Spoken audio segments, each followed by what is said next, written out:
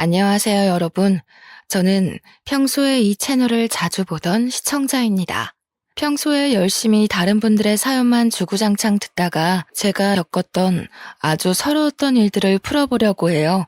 용기도 없고 수치스럽기도 하고 여러 감정들이 섞여 있었던 지난 일이라 주변 사람들에게는 꽁꽁 숨겨왔었는데 제가 누군지 모르는 여러분들께는 용기가 조금 나네요. 결혼해서 살면서 언제가 가장 서운하고 서러운 감정이 들었는지 기억이 나시나요? 남편이 기념일을 까먹었을 때? 아니면 시부모님이 시답지 않은 일로 잔소리를 했을 때? 저는 임신했을 때가 가장 서럽고 서운했었습니다. 원래 임신했을 때 느낀 서러움은 평생을 간다고들 하잖아요. 지금부터 제 이야기를 시작해 보도록 하겠습니다. 지금의 저는 40을 바라보는 30대 후반에 접어든 나이이지만 20대 시절의 저는 정말 예뻤어요. 제 스스로 예쁘다 하고 느끼는 게 아니라 정말 주위에서 너는 예뻐서 좋겠다, 예뻐서 부럽다 할 정도로 괜찮은 외모를 가지고 있었습니다. 친구들이랑 술을 마시러 나간다거나 아니면 약속이 있어서 밖에 나가면 꼭 번호를 물어보는 남자들이 한둘은 있을 정도로 화려하고 예쁜 외모를 가지고 있었습니다. 물론 지금도 크게 못나진 건 아니지만 확실히 젊음이라는 게 예쁨을 더 돋보이게 하는 것 같긴 하더라고요. 제가 20대 초중반에 신나게 연애도 즐기고 나가서 놀고 하다가 어느 날 문득 그 생활 자체가 너무 귀찮고 재미가 없더라고요. 그때 처음 저는 컴퓨터 게임이라는 것에 빠져들기 시작했어요. 처음에는 어떻게 하는지도 몰라서 우왕좌왕 하다가 게임 세상 안에서 친구들이 생기고 하나둘 저를 도와주면서 같이 게임을 하다 보니 재미가 있더라고요. 제 캐릭터의 레벨이 오르는 것도 재미가 있고 캐릭터의 장비가 맞춰질수록 점점 강해지는 것도 너무나도 재미있었습니다. 하루가 어떻게 흐르는지도 모를 정도로 푹 빠져서 방 밖으로 나오지도 않고 하루 종일 게임만 했어요. 밤을 새워서 게임을 하고 아침에 해가 뜨면 잠깐 자다가 점심때쯤 일어나서 다시 게임을 하고 그런 생활을 반복했습니다. 허구한 날 나가서 술 먹고 놀던 제가 밖에 나가지를 않고 방에 틀어박혀 있으니 부모님은 슬슬 걱정하기 시작하셨어요. 제가 무슨 일이라도 겪은 건 아닌지 은근히 제 눈치를 보시면서 물어보기도 하셨었어요. 하지만 제가 게임에 빠져서 그렇다고 솔직하게 이야기를 할 수도 없는 상황이긴 해서 대충 얼버무리고 방문을 잠그고 게임을 하기 시작했습니다. 제가 게임을 하면서 친해진 사람이 하나 있었는데 저보다 1살 많은 오빠였어요. 게임을 오래 했다고 하더니 정말 모르는 거 없이 척척 미션도 해주고 장비도 맞춰주고 저를 위해 돈까지 써가면서 제 캐릭터를 업그레이드 해주었습니다. 물론 본인의 캐릭터도 엄청나게 좋아서 게임 안에서 상당히 유명한 사람이었습니다. 처음에는 접속 시간을 맞춰가면서 같이 게임하는 정도는 아니었는데 시간이 조금 지나니까 저한테 휴대폰 번호를 물어보더라고요. 게임을 이왕이면 같이 접속해서 움직이는 게 좋을 것 같다고 하기에 좋다고 휴대폰 번호를 알려주었습니다. 그렇게 하루 24시간 중에 18시간 같이 게임을 하면서 지내다 보니까 서로에 대해 많은 것을 알게 되었습니다. 보통 잠은 몇 시간을 자는지, 취미는 게임이고 직업은 뭔지, 어떤 삶을 살아왔는지 같은 이야기들 말입니다. 그걸 게임하면서 중간중간 썰을 풀듯 이야기를 하다 보니까 자연스럽게 서로에 대한 깊은 이야기들을 나누게 되었어요. 당연한 수순으로 정이 들었고 게임에 접속하지 못하는 날이 생기면 기다리게 되고 마음 한구석이 허전해지더라고요. 제 이야기를 들은 친구들은 남자친구가 없어서 그런 마음이 생기는 거라고 소개팅이라도 하라고 했지만 이상하게 싫었습니다. 게임 캐릭터 때문에 알게 된 사람이지만 이미 정이 많이 들어서였을까요? 다른 남자를 만난다는 게 좀 바람 피우는 것 같은 느낌이 들었어요. 한마디로 저는 게임 속 세상에서 알게 된 사람과 연애를 하고 있는 듯한 기분을 가지게 된 거죠. 그러다 보니 게임 캐릭터가 아닌 이 사람의 진짜 얼굴이 문득 궁금해지는 게 아니겠습니까? 그래서 은근슬쩍 메신저의 프로필 사진을 훔쳐보기 시작했어요. 언젠가 그 오빠가 자기 사진으로 프로필 사진을 바꾸어 놓았는데 너무나도 잘생긴 거예요. 순간 내 전남친들도 이렇게 잘생긴 애가 없었는데 하는 마음이 들어서 깜짝 놀랐습니다. 저도 당연히 제 얼굴로 프로필을 해두었고 그렇게 휴대폰 메신저를 통해서 대화를 나누다 보니까 진짜 연애를 하는 기분이 들었습니다.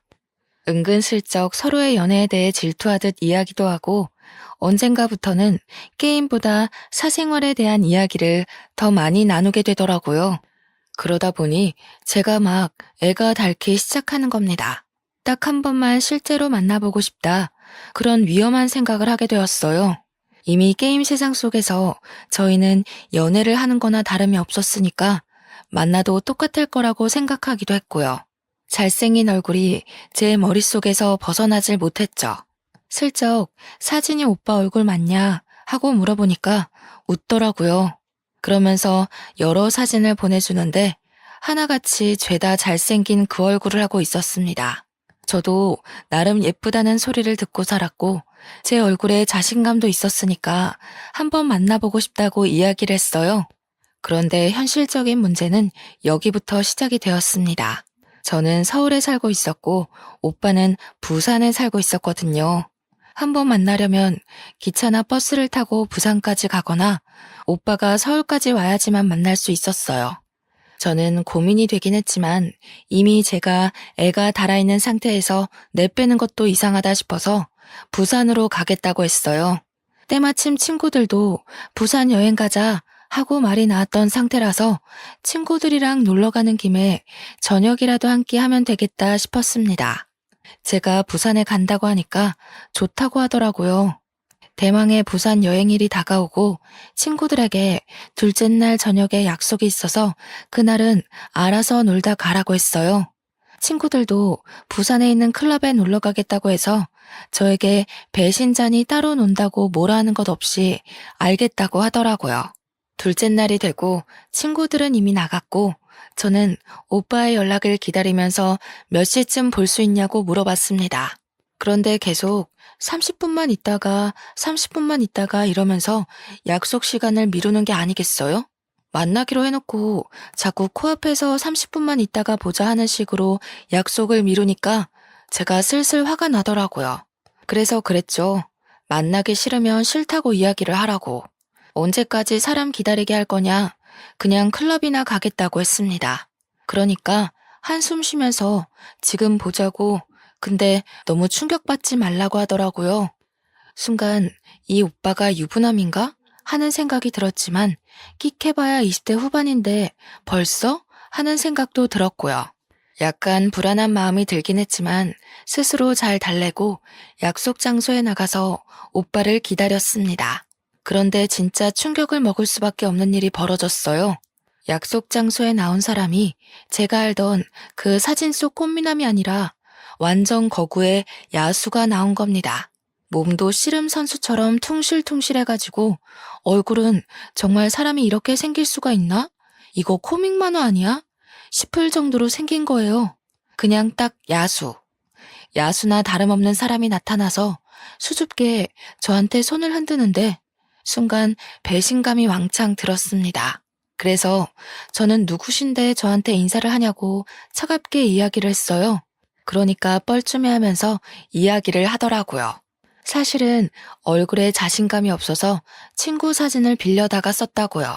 저는 정말 깊은 배신감도 들고 얼굴이 못생겨도 너무 못생겨서 정이 한순간에 확 떨어지고 말았습니다.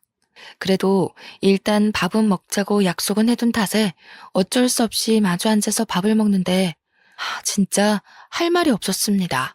저를 언제까지 속일 작정이었는지 그동안 잘생겼다고 칭찬하는 저를 보면서 얼마나 비웃었을지 생각을 하니까 밥이 안 넘어갔어요. 그대로 헤어지기 시간이 좀 애매해서 2차로 조개구이 집에 가서 소주를 먹기로 했는데 뜨거운 새우구이를 일일이 까서 제 그릇 앞에다가 두더라고요. 솔직히 그것도 잘생긴 그 얼굴로 까줬으면 감동 먹고 바로 눈물이라도 흘렸을 텐데 야수가 와서 그러고 있으니 먹기 싫어졌습니다. 손끝이 빨갛게 익은 걸 보면서 솔직히 좀 마음이 동하긴 했지만 얼굴을 보면 그 생각이 싹 사라졌어요. 그날 친구들이 있는 호텔로 돌아오면서 전화도 하기 싫어서 문자로 은근히 이제는 만나지 말자는 식으로 문자를 보냈습니다. 저한테 대놓고 내가 못생겨서 그래? 이러는데 순간 맞아 라고 하면 제가 너무 나쁜 여자가 될 것 같더라고요. 그래서 그냥 성격이 좀 안 맞는 것 같다고 돌려서 이야기를 했어요. 그런데 부산에 다녀와서도 게임 속에서 자꾸 저를 챙기는 게 아니겠어요? 저야 뭐 따라다니기만 하면 척척 장비가 생기니까 편하긴 했지만 얼굴도 이미 마주한 상태에서 딱 잘라내고 싶었기에 좀 불편했어요. 그런데 저한테 신경 쓰지 말고 게임만 재밌게 즐기자고 하더라고요. 그래서 에라 모르겠다는 심정으로 열심히 게임만 즐기기로 마음을 먹었습니다. 세상에 그런 속담이 있잖아요. 10번 찍어서 안 넘어가는 나무 없다고. 제가 딱 그 꼴이었습니다. 저한테 너무 잘해주니까, 모든 걸 저한테 맞춰주니까 은근히 그런 생각이 드는 거예요. 얼굴이야 뭐 평생 보고 살 것도 아닌데 잠깐 연애만 하는 거면 이렇게 자상한 사람도 괜찮지 않을까? 하는 생각이요. 저한테 계속 지고지순하게 잘해주고 저만 챙겨주고 무조건 저를 1등이라고 생각해주는 남자가 흔하지는 않으니까요. 그동안 잘생긴 애들이랑 연애했을 땐 꼴값을 다들 했거든요. 바람을 핀다던가 저를 무시한다던가 하는 그런 은근한 우위 선점 같은 거요. 못생겼으니까 여자 문제도 당연히 없을 거고 저한테 하는 행동만 보면 너무 젠틀하고 괜찮은 사람이다 하는 생각이 들었어요. 그때라도 게임을 접었어야 했는데 바보 같았던 저는 홀라당 그 사탕발림에 넘어가 버렸습니다. 연애를 시작하고 나서부터는 저한테 더욱더 지극정성으로 잘했어요. 서울에서 부산 장거리 연애였음에도 불구하고 한 달 중에 보름을 서울에 와서 지냈거든요. 제가 지나가는 말로 와 저거 예쁘다 하면 꼭 선물로 안겨주고 데이트할 때도 저한테 돈 한 푼 못 내게 했습니다. 그렇게 8개월 동안 시간 가는 줄도 모르고 친구도 안 만나고 연애만 즐겼어요. 얼굴은 자꾸 보니까 어느 순간부터 익숙해지더라고요.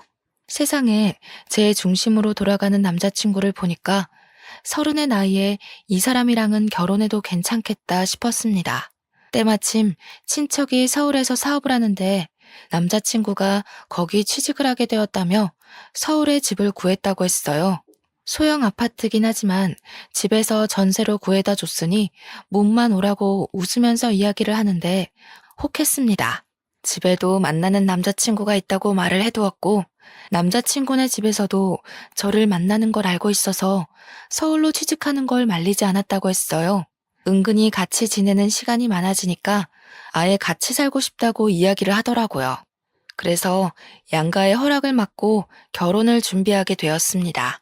물론 저희 부모님이 남편의 얼굴을 보고 처음에는 너무 놀라서 말도 제대로 못하시고 결혼 꼭 해야겠냐고 저를 말리기도 하셨죠.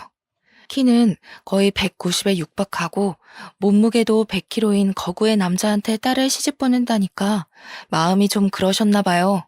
그런데 남편이 저한테 하는 모습을 보고는 결혼해도 잘 살 것 같다면서 결국엔 허락을 해주셨어요.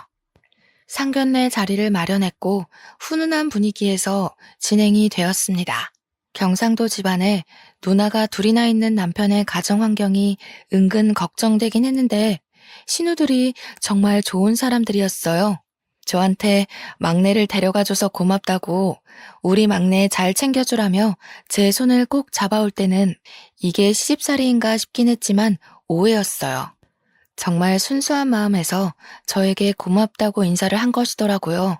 양가 분위기 훈훈하고 집 문제도 해결됐으니 식장만 잡아서 결혼하면 끝이다 싶었습니다. 결혼식도 일절 저에게 맞춰주시겠다고 돈만 주시겠다고 해서 완전 땡 잡았구나 싶었죠. 저한테 예물도 엄청 잘 챙겨주셨고요. 결혼식은 정말 축복의 끝이었어요. 미처 몰랐는데 남편네 집이 정말 대가족이었더라고요. 경사 났다고 온 가족이 출동해서 저한테 용돈도 다 챙겨주시고 결혼해서 너무 보기 좋다고 축하를 아끼지 않으셨습니다.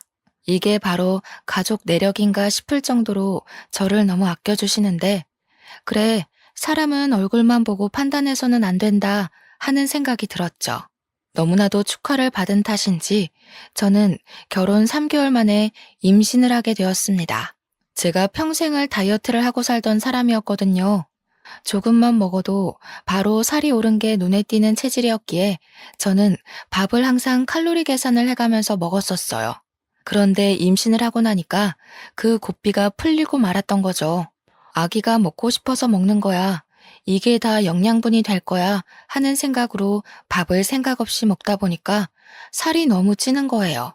게다가 입덧도 먹덧으로 오는 바람에 하루 종일 입에 뭔가를 달고 있지 않으면 안 될 정도로 먹을 걸 찾아다녔어요.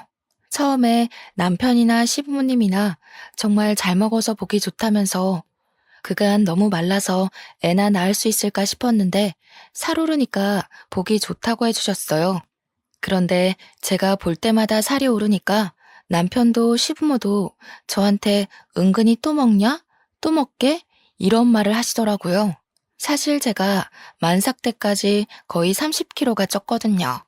다른 산모들은 12kg에서 15kg 정도로 살이 찐다고 요즘은 임신해서도 몸매 관리한다고들 하더라고요. 병원에서도 저한테 오죽하면 임신 당뇨가 올 것 같다면서 먹을 거를 좀 줄여야 한다고 했을 정도였습니다.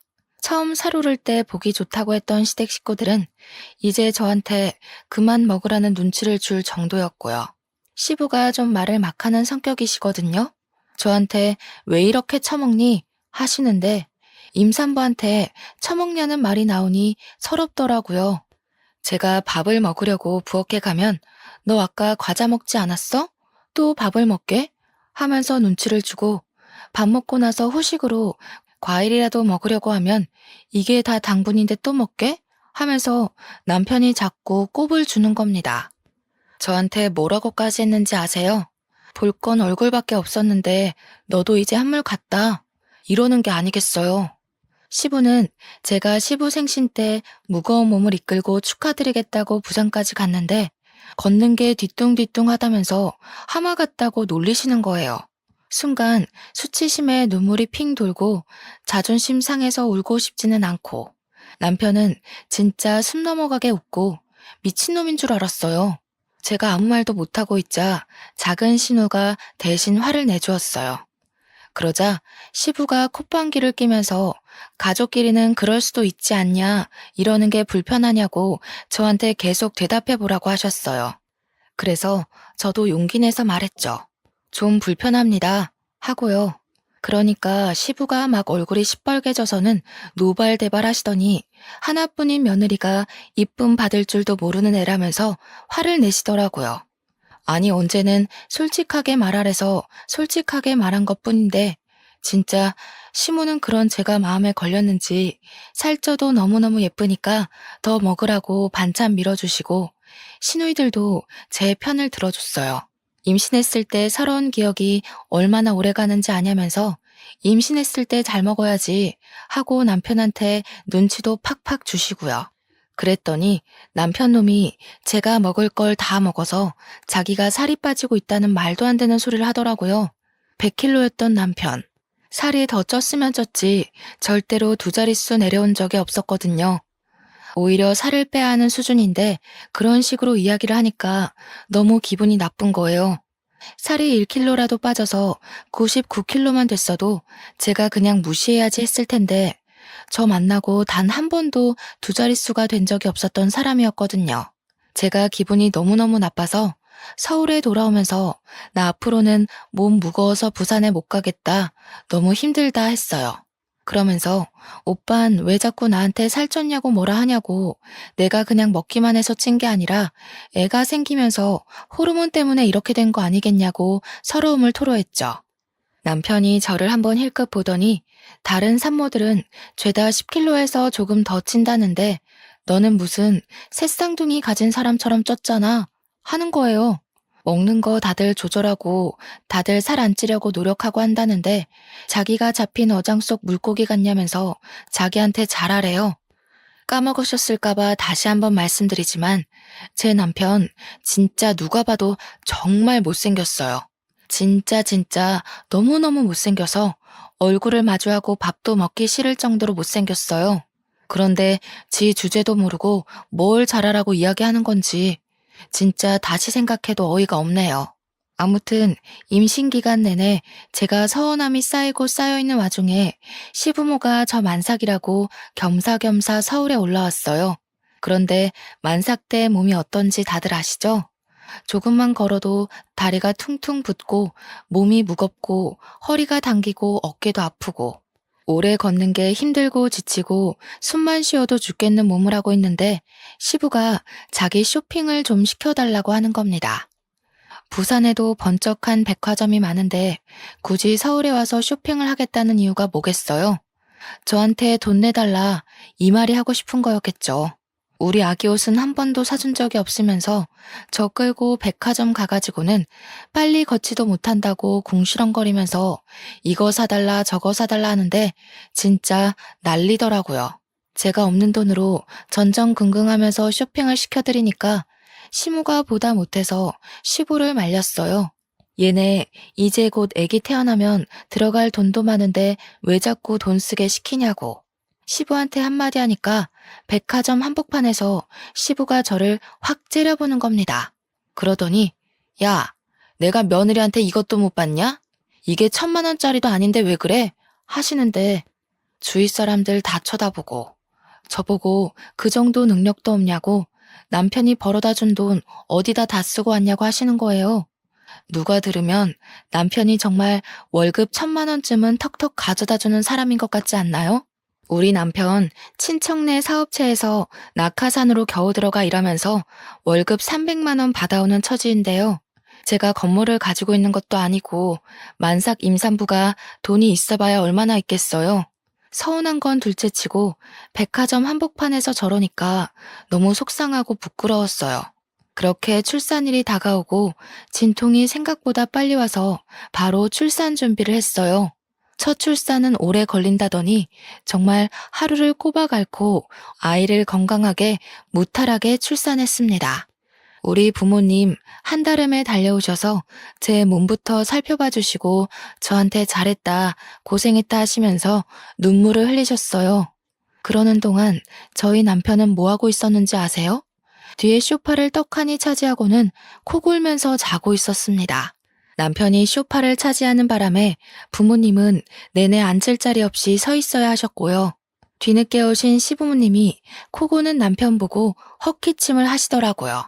저희 부모님 눈치가 보였는지 시모가 남편을 깨우려고 하니까 시부가 왜 깨우냐고 내버려 두라고 하더라고요. 우리 부모님이 불편한 기색을 보이니까 좀 조용히 이야기하소, 우리 아들 깨요 하는데 저 진짜 우라통이 터져가지고 혼났네요. 시모가 놀래서 여보 이러면서 우리 며느리가 고생했지 저놈이 한 게 뭐가 있냐고 당장 깨우라고 하는데 시부가 바깥일 하고 온 아들 불쌍하지도 않냐고 주말이라서 출근도 안 했고 밤새 게임하느라 저렇게 처자고 있는 건데도 말이죠. 우리 부모님도 뭐라 더 할 말이 없으신지 남편은 쳐다보지도 않으시고 저만 챙겨주셨어요. 시부는 아나무인처럼 아들 편들고 시모만 가운데서 계속 제 눈치 보랴 친정 부모님 눈치 보랴 바쁘셨어요. 조리원에 가서도 남편은 완전 무신경의 극치였습니다. 가서도 내내 휴대폰 보느라 애가 모유 수유를 하러 방으로 올라왔는데도 신경도 안 쓰더라고요. 게임이 아무리 즐거워도 자기 새끼가 태어나서 방에 올라오는데 눈길 한 번 안 줄 수가 있나요? 제가 신경질을 자꾸 내니까 자기도 짜증이 난 건지 뭔지 괜히 저한테 더 틱틱거리더라고요. 저한테 뭐라는 줄 아십니까? 제가 마사지를 받으러 가니까 저 대신 자기가 한 번만 받으면 안 되겠네요. 일하고 게임하고 하느라 어깨도 아프고 몸도 찌뿌둥하다면서 마사지 5번이나 받을 건데 그중 한 번만 양보를 하래요 글쎄. 제가 너무 열이 받아서 너 그냥 집에 가라고 얼굴 보기도 싫으니까 그냥 집에 가서 너 하고 싶은 거 하고 있어라. 나 조리원에서 혼자 좀 쉬자 했습니다. 보통은 그렇게 이야기하면 아, 내가 잘못했어. 이 말이 먼저 나와야 하는 거 아닌가요? 그러니까 바로 오, 그래? 하고 짐 싸서 집으로 가버리는 거예요. 오죽하면 조리원 동기들이 제가 미혼모인 줄 알고 처음에 말 걸기가 좀 그랬대요. 혹시라도 눈치 없이 남편 이야기라도 하게 되면 제가 눈치 볼 줄 알았다는 거였죠. 근데 남편이 없으니까 또 나름대로 편하더라고요.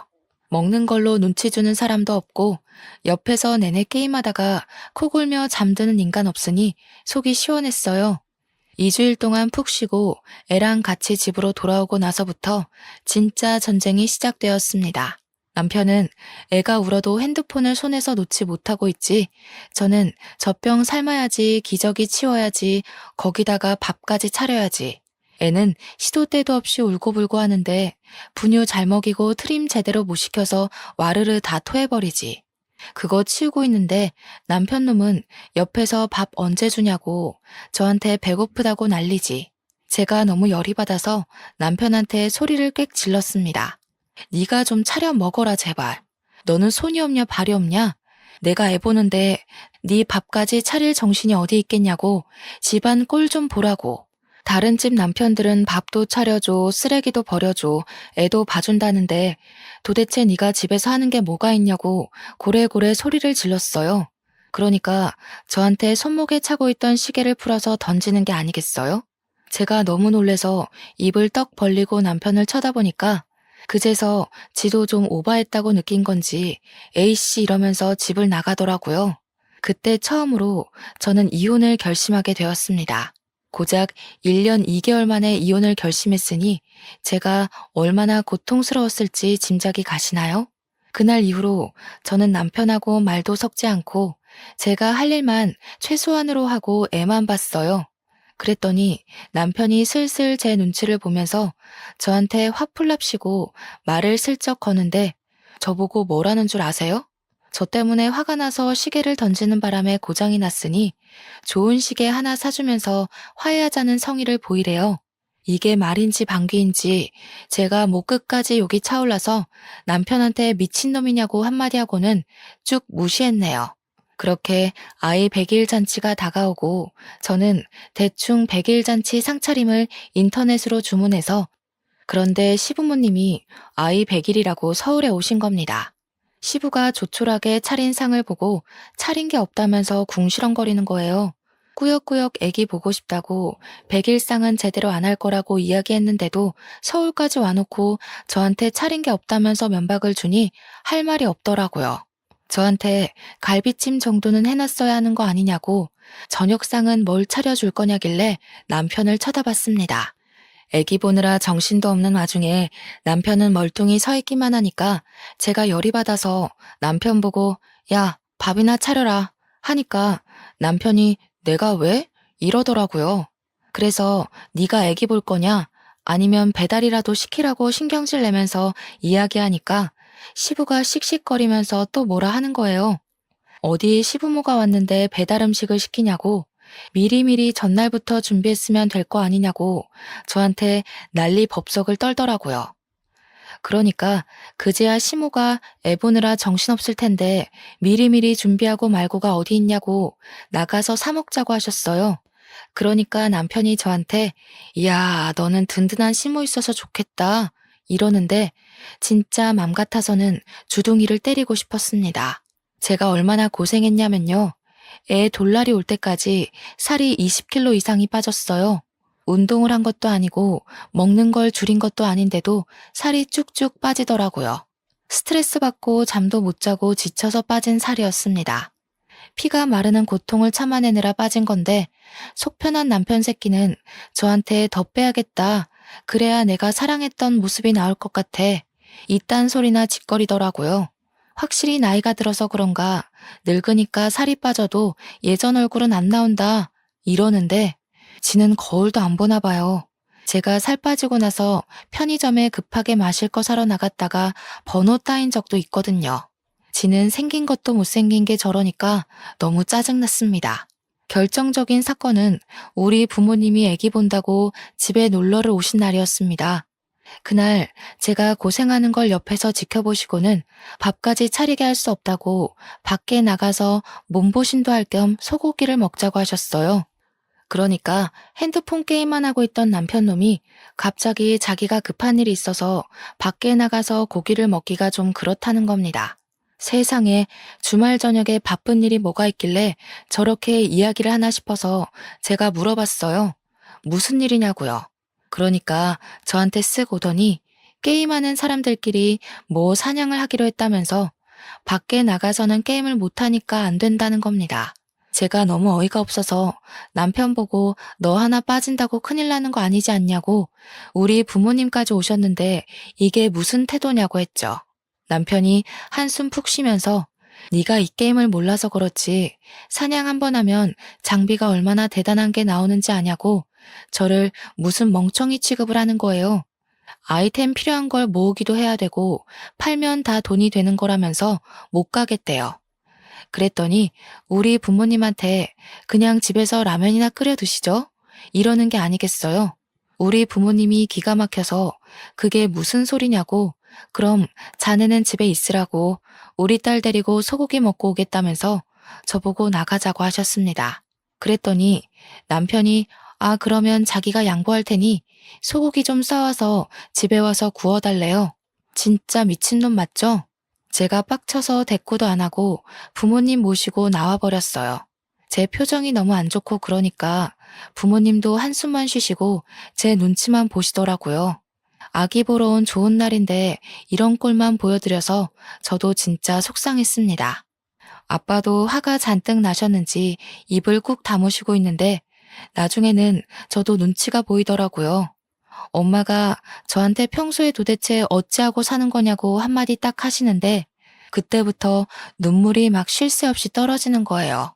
정말 예쁘다고 어딜 가도 빠지지 않던 딸인데 이런 취급받으면서 사니까 부모님 속은 어떻겠어요? 그동안 서러웠던 일, 무시당했던 일, 짜증났던 일 모든 게 한꺼번에 휘몰아치면서 눈물이 뚝뚝 떨어지는데 아빠가 저한테 이혼하고 싶냐고 한마디 툭 던지시더라고요. 우리 아빠가 평소에 엄청 가부장적이고 저를 엄하게 키우셨었거든요. 그래서 제가 아빠 말에는 무조건 복종하고 또 아빠 무서워서 제가 뭘 어떻게 하고 싶다 이런 이야기를 잘 못했었어요. 그런데 먼저 이혼 이야기를 꺼내주시니까 갑자기 속에서 울컥하고 다 터져 나온 거예요. 아빠 무서워서 말 못하고 있었는데 먼저 이렇게 속 시원하게 긁어주시니까 저도 막 입이 터진 거죠. 제가 끄덕끄덕하면서 이혼하고 싶다고 그동안 너무 서럽고 힘들었다고 다 털어놓으니까 아빠가 더 볼 것도 없다 당장 이혼해라 하시더라고요. 그때 정말 어찌나 든든하던지 우리 아빠가 최고구나 하는 생각이 들었습니다. 그렇게 든든한 아군을 얻어내고 집에 홀가분하게 딱 들어왔는데 남편이 게임하다가 저를 쓱 보면서 야, 소고기는? 이러는 게 아니겠어요? 그걸 내가 왜 포장해 오냐고 가서 구워 먹는 거면 몰라도 찌질하게 포장해서 집에 와서 구워 먹는 게 뭐냐고 한마디 했죠. 지가 먹고 싶었으면 따라가서 먹어야지 게임 때문에 포기해놓고 양손에 떡 쥐려는 심보가 고약했어요. 그러니까 저한테 그깟 소고기 포장해오는 게 뭐가 힘든 일이냐면서 네 입만 입이냐고 혼자 살찌울 때 알아봤다고 하는 거예요. 일부러 상처 주려고 그러는 사람처럼 혼자 처먹고 오니까 좋냐? 이러는데 진짜 뚫린 주둥이라고 저걸 말이라고 뱉나 싶고 저도 참지 않았습니다. 야, 니는 라면 먹는다며. 우리 엄마 아빠한테도 라면 타령하더니 내가 소고기 먹고 온 게 그렇게나 꼽냐? 그러면 네가 게임 포기하고 따라왔어야지. 집에서 편하게 게임하다가 나한테 소고기를 내놓으라고? 내가 같이 가면 나보고 결제하라고 할 텐데 내가 돈이 어딨어? 내 덕에 네가 공짜로 든든하게 먹었다는 생각은 안 하냐? 이 배려 넘치는 남편의 마음도 몰라주고 너는 빈손으로 오고 싶어? 내가 눈치껏 빠져줬으면 포장이라도 해왔어야지. 그걸 안 해와? 나쁜 년. 당신 지금 나한테 년이라고 그랬어? 년? 그리고 공짜? 우리 부모님 돈은 돈도 아니다 이거야? 시부모님 오실 때마다 내가 돈 가지고 너한테 뭐라고 한 적 있어? 야, 왜 나한테 예민하게 굴고 그래? 네가 예민하게 만들잖아. 말도 안 되는 헛소리 짓거리면서 나 너랑 더 이상은 못 살겠어. 이혼해. 그랬더니 저한테 이혼이 무슨 애들 장난이냐면서 핸드폰 게임을 하더라고요. 저는 진짜 고민 끝에 겨우겨우 뱉은 말인데 장난 취급하면서 제 말을 집중도 안 하고 게임에만 집중하는 걸 보니까 너무 열받았습니다. 마음 같아서는 냅다 아파트 밖으로 휴대폰을 던지고 싶은 심정이었어요. 너는 끝까지 게임. 아주 게임밖에 눈에 안 들어오지? 장난은 네가 하는 행동이 장난 같아 보인다 아주. 됐고 이혼할 거니까 그런 줄 알아. 네가 못하겠다고 버팅기면 소송이라도 할 테니까 그런 줄 알으라고. 제가 씩씩거리면서 이야기를 하니까 남편이 막 피식피식 웃는 거예요. 그러더니 저한테 그래, 네가 해달라는 대로 해줄게. 우리 그냥 이혼하자 하더라고요.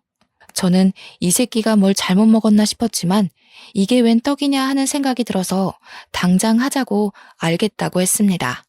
그러니까 저한테 아주 뭔가 꽁꽁 숨겨뒀다는 말투로 나중에 후회나 하지 말고 뱉은 말이나 잘 지키라는 거 아니겠어요? 제가 그동안 어떤 서름을 견디고 살았는지는 하나도 생각하지 않는 말투로 후회를 짓거리더라고요. 그래서 저도 그냥 강하게 나갔죠. 내가 후회할 일이 뭐가 있겠냐고. 죽어도 그럴 일 없으니까 너나 말 바꾸지 말고 이혼 도장 준비하라고요. 남편이 막 웃음을 못 참겠다는 표정을 짓는데 너무 얄밉고 못생겨서 꼴도 보기 싫었습니다. 그러면서 후회할 텐데 내가 아주 떼부자가 될 예정이거든 이러는 게 아니겠어요? 제가 아무 소리 안 하고 그냥 빤히 쳐다보니까 아주 신이 나서 술술 불더라고요. 나랑 같이 게임하는 형이 있는데 그 형이 중국에서 크림을 수입해와서 파는 사람이다 이거야. 화장품 공장도 하나 가지고 있고 아주 성능이 대박이라고 나한테 투자를 하라고 하더라. 그 크림이 뭐냐면 지금 품절 대란으로 구할 수도 없는 마사지 크림인데 그걸 바르면 미백도 되고 주름도 펴지고 뭉친 데 발라서 마사지를 하면 근육도 풀리고 모공도 없어지는 그런 크림 아니겠어? 이런 좋은 아이템이 있으면 바로 투자를 해야지. 게임 같이 하는 형이 엄청난 부자라면서 아이템 몇백만 원짜리를 현찰로 턱턱 구매를 하는 사람이라는 겁니다.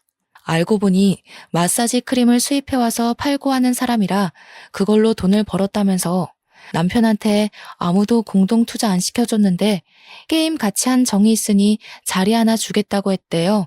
중국에서는 이미 없어서 못 파는 크림이라고 한국에서도 팔아보자고 무슨 한국 판매권을 주기로 했다나 뭐라나. 저한테 앞으로 수백억을 벌어올 건데 이혼하자고 하면 지는 좋다고 콩고물 떨어지길 기대도 하지 말라고 하더군요. 투자를 한 건 그렇다 치고 네가 무슨 돈이 있어서 그런데 투자를 했냐고 하니까 시부랑 같이 대출을 받아서 했다는 겁니다. 저는 그것도 졸도하는 줄 알았어요. 저한테는 이런 방구 말도 없이 갑자기 대출을 받아서 투자를 했다는 게 말이 안 되잖아요. 진짜 부부를 뭐라고 생각하는 건지 너무 어이가 없고 화가 나서 아무 말도 못하겠더라고요. 그런 저를 보고 남편은 마치 돈 때문에 제가 이혼하자는 이야기한 걸 후회하는 사람인 것 마냥 취급을 하는 겁니다. 뭐 자기가 돈을 수백억을 벌면 애 생각해서 1억 정도는 주겠다고 하면서 저를 약올리는데 화장품에 대해서 조금 아시는 분들이라면 다들 눈치채지 않으셨나요? 세상에 저런 크림이 있으면 홈쇼핑이며 방송이며 난리가 났겠죠. 미백도 되고 모공도 줄고 주름도 펴지고 거기다가 근육까지 풀리는 마사지 크림이 세상 어디에 있단 말입니까? 중국에서 수천억 원의 가치를 인정받아서 자기는 이제 돈방석에 앉을 거라고 꿈에 부풀어 있는데 어디 끝까지 해봐라 싶었습니다. 저한테 이혼할 거면 빨리 하자고 난리를 치더군요. 재산 분할이니 뭐니 더러운 거 싫다면서 이 아파트 반으로 뚝 떼서 줄 테니까 이혼만 빨리 하재요. 자기는 더 젊고 어린 여자 만나서 세상가 갈 거라면서 애도 저보고 키우라는 게 아니겠습니까? 저한테는 완전 고마운 일이었죠. 아파트를 반으로 뚝 떼서 준다고 하니까요. 세상에 저런 크림이 존재하지도 않다는 건 모르고 100% 사기 맞은 건데도 저는 일부러 안 알려줬습니다.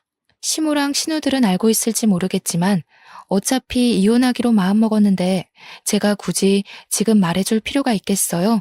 입 싹 씻고 하루빨리 정리하자고 아파트 반 떼어주기로 한 거 까먹지나 말라고 했습니다.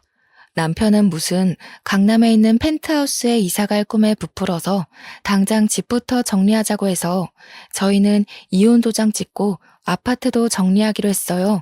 저한테 아무리 잘 돼도 1억 이상은 안 줄 거라고 엄포를 놓길래 딴소리나 하지 말라고 했습니다. 애가 있어서 협의 이혼도 3개월이나 걸리더라고요. 그 3개월 동안 저희는 아파트도 정리했고 남편은 오른 시세까지 쳐서 반을 뚝 저에게 떼주었습니다. 나중에 울고불고 다 늙어서 후회나 하지 말라고 애 핑계대고 돌아온다 해도 안 받아줄 거라고 저한테 신나서 이야기하더라고요. 3개월이 훌쩍 넘는 시간 동안 그 사기꾼이 남편한테 뭐라고 핑계를 댔는지는 모르겠지만 일주일만 기다리면 돈 들어올 거다 하면서 버티더라고요. 수익이 쉽게 들어오겠냐, 한 방에 주겠다, 제품이 곧 도착한다, 이런 식으로 남편을 깨어냈더라고요. 저는 강 건너 불구경한 셈이죠. 이혼하고서는 저는 빠르게 안정을 찾아가기 시작했어요. 꼴도 보기 싫은 인간이랑 떨어지니 세상 여유가 생기더군요. 친정에서도 아이 봐주는 걸 도와주시고 저는 6개월 만에 취업이라는 걸 할 수 있게 되었습니다. 뭐 대단한 회사는 아니지만 그래도 제 날짜에 월급이 따박따박 나오는 곳이었어요. 저도 이제 혼자 아이를 키우려면 경제적인 독립이 필요하긴 했으니까 내 평생 직장이다 생각하고 다니기로 마음먹었죠. 그렇게 시간이 흐르고 흘러서 전 남편의 소식을 전해 듣게 되었습니다. 사기꾼은 제가 취업을 할 시기쯤에 결국 잠수를 타버렸다고 했습니다. 남편이랑 시부는 대출을 1, 2천 받은 게 아니라 둘이 합쳐서 1억을 좀 넘기는 금액을 받았다 했어요. 그 돈을 들고 튄 사기꾼 잡는다고 남편은 다니던 회사도 그만두고 시부랑 전국 방방 곳곳을 돌면서 죽는다는 소리를 했대요. 경찰 수사를 맡겼다고 하는데 그런 사기꾼들은 잡는 것도 쉽지 않다고 하더라고요. 나중에 시모한테서 죽는 소리 들려서 이야기를 더 들어보니 우리 신혼집 정리했던 돈도 추가로 다 쏟아 부었대요. 그러니까 1억 조금 넘는 돈인 줄 알았더니 거의 5억 넘게 투자를 했던 거죠. 세상에 그런 크림이 있었으면 사기꾼 입으로 듣기 전에 입소문이 났겠죠. 만병통치약도 아니고 그런 크림이 어떻게 존재하겠습니까? 시모나 신우들만 알았어도 사기라고 이야기를 해주었을 텐데 시부나 남편이나 돈 욕심이 나서 가족들에게도 말을 안 한 거죠. 저는 이때다 싶어서 양육비 지급 소송을 냈고요. 내용 증명도 보냈습니다. 문자로 1억 주니 뭐니 하더니 사기 맞았다며? 하면서 염장도 지르고요. 남편은 집에서도 죽일 놈이 됐는지 저한테 새벽에 문자로 자니? 하고 뜬금없이 보내더라고요. 차단하니까 다른 번호로도 연락 오는데 다 차단하니까 계좌에 이런 식 보내면서 사랑했다, 보고 싶다, 다시 만나주라 연병을 하더군요. 그것도 스토커 처벌법으로 처벌이 되더라고요. 그래서 경찰 신고하고 조사받게 해주었습니다. 접근금지 신청하고 양육비나 지급하라고 매달 소장 보내고 있고요. 저는 스트레스도 사라지고 일하면서 바쁘게 지내니 예전 몸매로 돌아오더라고요. 살도 빠지고 활력 있게 사니까 주위에서 소개팅 시켜준다부터 시작해서 번호를 따가는 사람들도 있고 대시하는 사람들도 있어요. 그치만 남자라면 이제 치가 떨려서 아이랑 둘이 행복하게 살 예정이랍니다. 저의 홀로서기를 응원해주시면 감사하겠습니다. 긴 사연 읽어주신 여러분, 감사합니다.